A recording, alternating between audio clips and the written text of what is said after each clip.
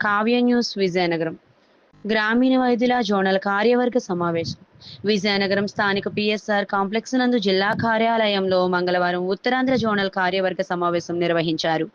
సమావేశంలో వ్యవస్థాప అధ్యక్షుడు జగ్గం జోషి మాట్లాడుతూ, ఈ మధ్య కాలంలో ఆర్ఎంపీలపై పత్రికలో వచ్చిన వార్తా సమాచారాన్ని బట్టి ప్రతి జిల్లాలలో ఆర్ఎంపీ గ్రామీణ వైద్యులు వైద్యపరమైన జాగ్రత్తలు పాటించి ప్రాథమిక వైద్యం మాత్రమే చేయాలని కోరారు.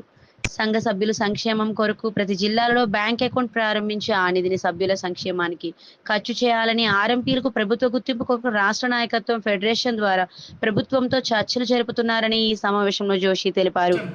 ఆర్ఎంపీ ప్రాథమిక వైద్యం చేస్తున్న ప్రతి ఒక్కరూ సంఘంలో సభ్యత్వం కలిగి ఉండాలని, తద్వారా ప్రభుత్వ దృష్టికి తీసుకెళ్లే మార్గం కలుగుతుందని తెలిపారు.